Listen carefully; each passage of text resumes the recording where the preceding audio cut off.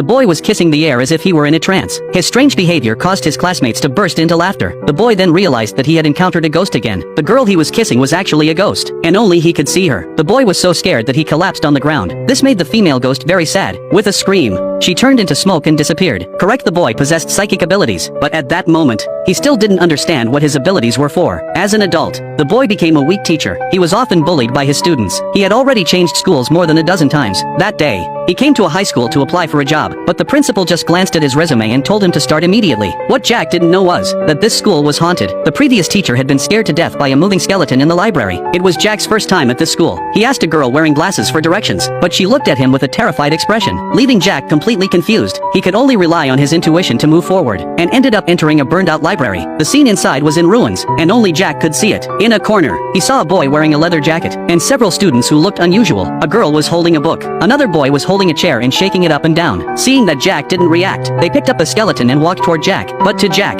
this was just a prank by a few students. Just then, the girl with glasses suddenly walked through the wall. Jack finally realized that these students were ghosts. He hurriedly ran away, but ran into the principal on the way, and quickly resigned. The 5 ghosts chased after him relentlessly, but when they reached the school gate, they were all bounced back by a mysterious force. It turned out that these ghosts couldn't leave the school. Jack returned home to find the principal waiting for him. The principal guessed that he must have seen something, and told him the story of the 5 students. 24 years ago on Christmas Eve, the 5 students were punished for misbehaving and were confined to the library. Unexpectedly, a fire broke out, and all 5 were killed in the flames. Since then, strange things have been happening at the school. The principal noticed that Jack was different, so she begged him to help persuade the ghosts to leave the school. Otherwise, the school would have to close. Seeing the principal's sincere eyes, Jack agreed on the spot.